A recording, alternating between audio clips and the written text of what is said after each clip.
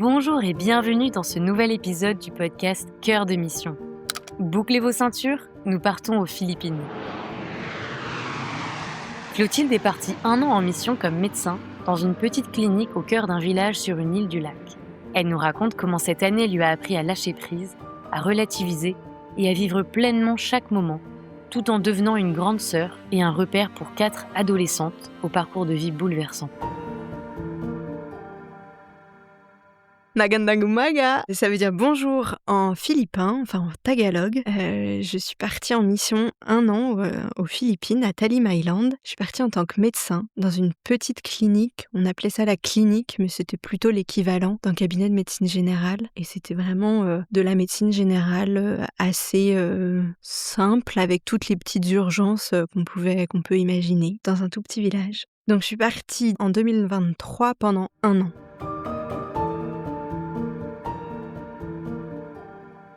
Moi, j'ai eu envie de partir en mission depuis longtemps. C'était une envie qui était assez ancienne, je pense, dès le début de mes études de médecine. C'était quelque chose qui était un peu au fond de moi. Et sur la dernière année d'internat, donc quand j'ai senti que c'était la fin de mes études, je me suis replongée dans l'idée de partir et j'ai commencé à chercher avec qui partir. Et comment partir. Au début, j'ai été vers Médecins sans frontières, Médecins du monde, voilà, des trucs assez classiques en tant que médecin. Et puis je me suis rendu compte que j'avais envie de quelque chose où on vivait peut-être vraiment avec les gens et quelque chose d'autre. Pas être seulement là en tant que médecin, qui est quelque chose peut-être de plus fort. Et j'avais des connaissances qui étaient parties avec Fidesco il y a longtemps, avec les MEP, avec les DCC, un peu, voilà, toutes les organisations catholiques. Et je suis allée à une première réunion Fidesco qui m'a bien plu. Vraiment, je me suis dit: «Tiens, c'est ça qui me donne envie. C'est ce qu'ils racontent qui me donne envie». Pas seulement le métier, mais aussi l'à côté. Mais en même temps, le métier aussi, parce qu'avec d'autres organismes, c'était pas forcément notre métier qui comptait. Et du coup, j'ai continué en me disant: «Si, c'est ça que je veux». Et j'ai fait les démarches au fur et à mesure pour partir avec Fidesco. Je suis arrivée début octobre. C'est à peu près la fin de la saison des pluies. Donc il fait encore très gris, mais avec un peu de pluie, très humide, très chaud. Donc vraiment, t'as cette sensation de chaleur humide qui est un peu dur sur les premiers temps. Et donc je vivais sur une île qui est au milieu d'un lac. Donc pour arriver sur l'île, on prend les bankas, c'est donc des bateaux, c'est très asiatique. Enfin vraiment, moi tout de suite je me suis dit: «Ah oui, ça c'est l'Asie». Et on arrive sur le lac avec la vue sur l'île, avec tous les bambous, toutes les petites maisons qui sont sur le lac, les petites maisons de pêcheurs. Et vraiment cette sensation avec l'humidité, je sais pas, cette sensation de toutes les images que je pouvais avoir de l'Asie en tête, de l'Asie du Sud-Est. Et ça, c'était assez beau, je m'en souviens encore bien. Et puis en arrivant, par contre, là, on est arrivé sur le port et vraiment, le Sapang, c'est donc le village où on vivait, c'est une petite rue principale où tu as juste l'espace de passer en tricycle. Il n'y a pas de voiture sur l'île. Tricycle, c'est des petites motos avec un genre de sidecar à côté. Nous, on mettrait 3 personnes dedans, eux, ils arrivent à en mettre 7 ou 8. Voilà. Et je me suis dit, tout en parpaing, en béton. Vraiment, cette rue-là, je me suis dit j'ai l'impression qu'il y avait des bouts de plastique partout. Je me suis dit: «Ouh là là, c'est quoi enfin, ça va peut-être être dur». Et puis on continue à marcher, c'est tout près, mais je me souviens de cette sensation de me dire: «Waouh, je vais vivre là, enfin, ça sera peut-être pas si facile». Et puis en fait, on est arrivés, on continue à marcher, on passe dans une rue encore plus serrée, encore plus petite, vraiment les petits corridors. Et là, on arrive sur un jardin immense que j'ai trouvé tout de suite magnifique. Les orchidées qui t'accueillent, enfin vraiment c'est super beau. Moi j'aime beaucoup les fleurs, donc t'as les orchidées, les bougainvillées, t'as des manguiers partout. Et là je me suis dit: «Waouh, là c'est beau. Ah si, en fait si, ouais, je vais pouvoir vivre là.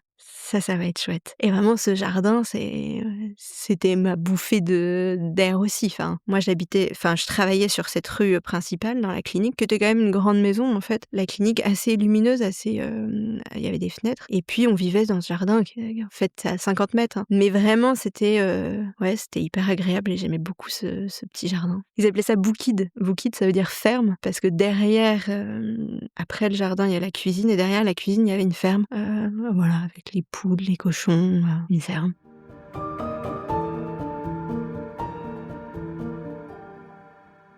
On vivait sur un lieu de mission où il y avait la chapelle sur le lieu de mission et donc dans ce jardin. Et donc on avait la prière à 7h. C'était très tôt pour moi, hein. Je pense que je me levais à 6h55 pour être à la prière à 7h et il y avait pas de religieux sur place. C'était vraiment que des laïcs, mais qui, voilà, maintenaient, cette prière tous les matins et on allait, ensuite donc la prière durait peut-être 20 minutes à peu près. Bon, j'avoue qu'en me levant 5 minutes avant, j'arrivais un peu en retard à la prière et ensuite on petit déjeunait ensemble. Les petits déjeuners qui étaient toujours, du riz forcément, riz matin, midi et soir avec, voilà, un accompagnement, enfin différent en fonction et on petit déjeunait donc les 3 volontaires qui étaient sur place, ma binôme et un autre volontaire qui était des MEP et Marie et Maxence et puis, les 2 jeunes Philippins qui habitaient avec nous sur le lieu et 3 personnes aussi responsables de la mission, 2 ou 3 en fonction des jours, qui petit déjeunaient aussi avec nous. Ensuite, on buvait le café avec mes binômes, toutes les 2. On avait une petite maison avec une petite terrasse. La maison était sous les manguiers et cette terrasse, je pense qu'on y a passé énormément de temps à discuter,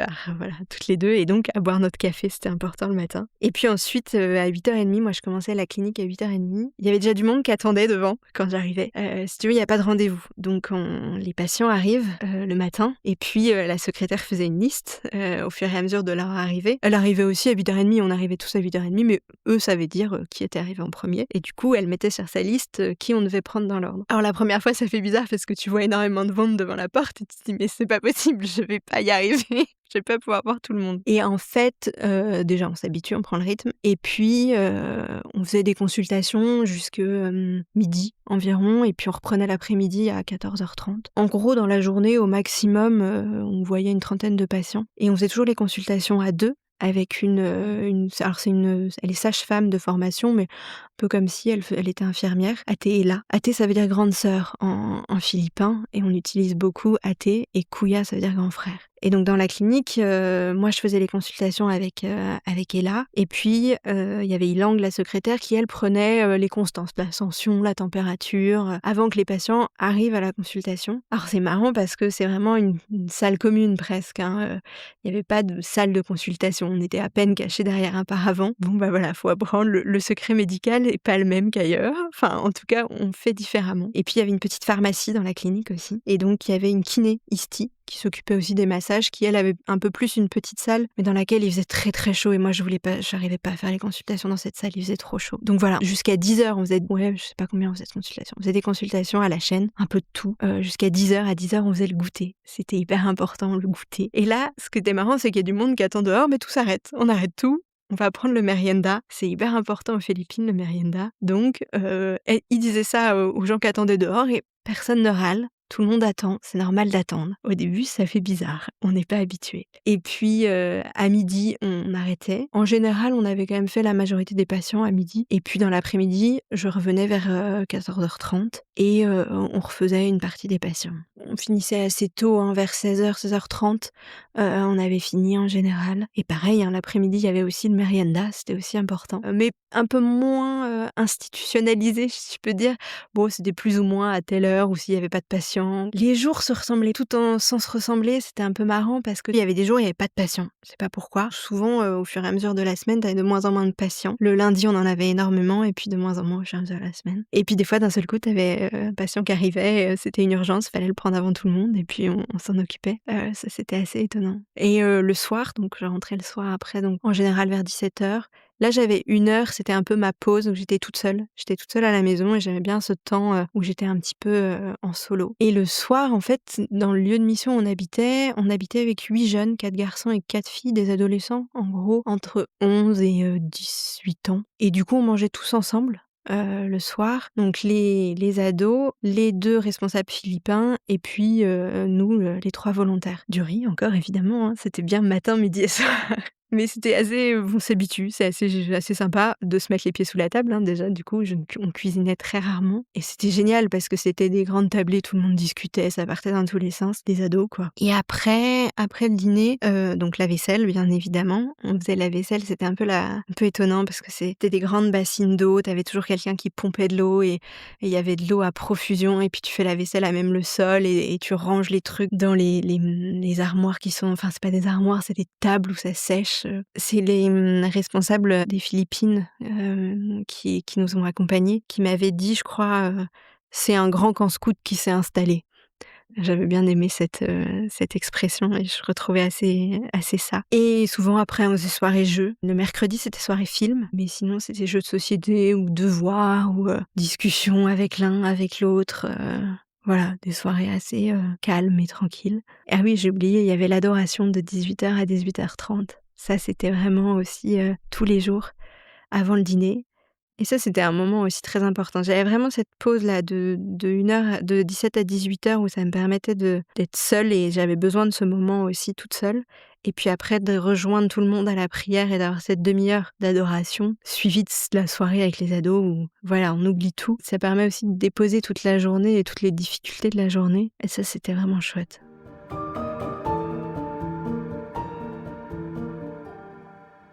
La joie, c'était vraiment ce que j'ai vécu pendant toute cette mission. Un moment qui m'a vraiment, on a vraiment bien rigolé, c'était à la clinique. On avait, eu des dons et on avait, grâce à ces dons, pu, acheter des attelles parce qu'il y avait vraiment, moi je trouvais qu'il y avait rien pour, mettre une attelle de poignet, une attelle de cheville sur une entorse, enfin vraiment on n'avait rien et je trouvais que c'était un manque et qu'on pouvait organiser quelque chose. C'était vraiment un de mes projets à la clinique, organiser quelque chose pour les louer, enfin trouver un système. Donc on avait acheté plein d'attelles, enfin plein, quelques-unes, des attelles, des béquilles et du coup, on les avait quand on était revenus avec. Le lendemain, on a tout sorti et puis je leur ai expliqué ce qu'on mettait à chaque truc et en fait, on s'est amusés à se les mettre les uns les autres, à faire le test. Enfin voilà, fallait apprendre à les mettre. Je pense qu'on a passé la matinée à rigoler et vraiment c'était, je me souviens, on a une photo où alors il y en a un qui est allongé sur, parce qu'on avait aussi, je crois, un brancard et donc on avait sorti le fauteuil roulant, le brancard qu'ils avaient déjà, toutes les attelles et donc tout le monde en avait une et on était tous en train de poser comme si on s'était tous blessés et on avait des photos dans tous les sens et vraiment je me souviens de ce moment où c'était vraiment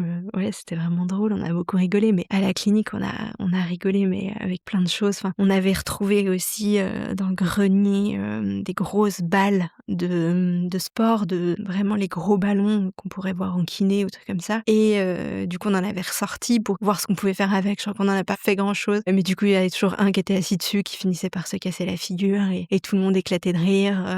On a fait du karaoké aussi à la clinique.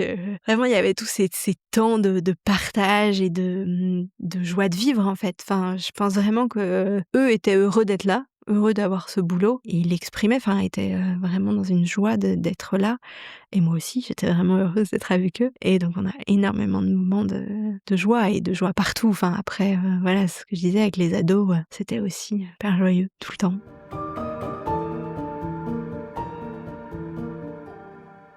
La mission, ça m'a vraiment appris à lâcher prise. Ce côté, d'être quand même un peu solo. Et dans cette clinique, j'étais le seul médecin, bien entourée par l'équipe, mais quand même un peu seule, parfois. En tout cas, sur la décision finale, ce qui est assez, aux Philippines, vraiment, il y a un peu, le côté tu es le médecin, tu décides, tu choisis. Alors même si on arrivait à discuter, à communiquer, et qu'elle me disait, tout à fait, je pense, libre de me dire tout ce qu'elle pensait et je crois qu'elle le disait vraiment. À la fin, bah, de toute façon, j'étais le seul médecin, donc c'était à moi de décider. Et en même temps, ce côté, eh ben, il faut apprendre à savoir tout ce qu'on ne peut pas faire et se lâcher prise sur, énormément de choses. En fait, ce traitement-là, bah, non, tu peux pas le donner, c'est trop cher. Ce truc-là, bah, on peut pas le faire. Pour faire ça, il faudrait, qu'il aille à l'hôpital et du coup, faut prendre le bateau, du coup, faut peut-être qu'on fasse autrement. Et comment on peut faire autrement? Et comment on va y arriver? Et du coup, faut relativiser énormément en se disant: bon, bah, je peux pas tout faire, mais ce que je peux le faire, eh ben, je le fais au maximum de mes possibilités, je le fais au mieux et après, bah, ce sera toujours ça de prix. Mais ça, c'est pas toujours facile.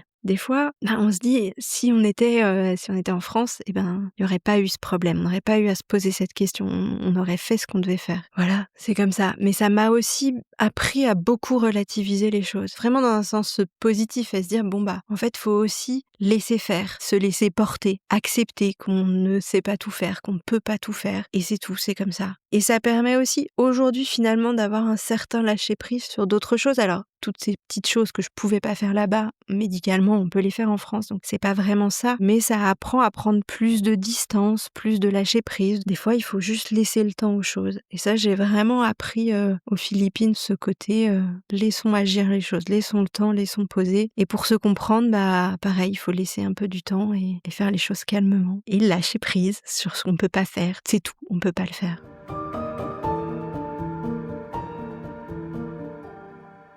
Sur le lieu, on vivait avec 4 adolescentes. La plus jeune avait 13 ans, 13, 15, 16 et 18 ans, presque 19 après dans la mission. Et ces 4 jeunes filles, je pense qu'elles m'ont énormément appris sur leur vie, sur la vie aux Philippines et la vie des femmes aux Philippines. Elles vivaient avec nous parce qu'elles avaient des problèmes familiaux différents. Une qui avait perdu sa maman, dont le papa était parti. Une qui, pareil, avait perdu ses parents et sa grand-mère l'avait laissée à la communauté. Et puis une dont les parents avaient été en prison et étaient revenus de prison mais avait un peu besoin de cette stabilité, enfin vivait encore là. Puis une grande qui elle avait ses 2 parents mais qui était à Manille, mais pour qui bon les études ça pouvait être cher, compliqué, aller à l'école. Là ça permettait aussi une stabilité. Et donc elle avait 19 ans, elle était là depuis qu'elle avait 10 ans. Et pour ces 4 jeunes filles, on avait un peu un rôle de grande sœur évidemment. Alors elle m'appelait pas Athée mais elle m'appelait Doctora parce que tout le monde m'appelait Doctora. Mais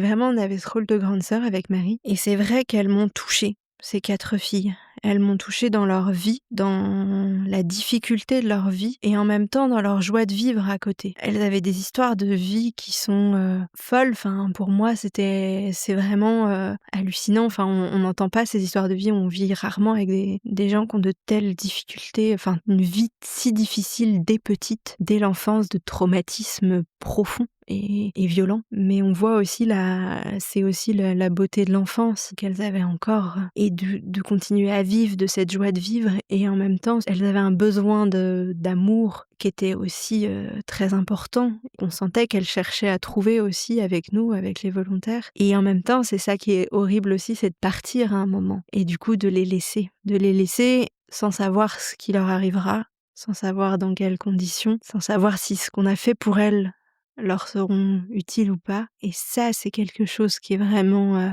qui a été difficile, qui a été dur et qui a été extraordinaire aussi, qui a été magnifique. J'ai adoré les avoir sur la terrasse des jours où je me souviens où Marie n'était pas là, moi je parlais pas encore super bien tagalog et elles étaient venues se poser le dimanche toutes les 2 sur la terrasse, alors en partie parce qu'elles avaient besoin d'internet et de se servir de mon téléphone, mais aussi simplement parce qu'elles avaient besoin de quelqu'un de stable dans leur vie et elles venaient s'asseoir là pour être à côté de nous, pour être avec nous. Et ça, c'était vraiment fort. Je pense que ces 4 jeunes filles, elles seront toujours quelque part dans ma tête.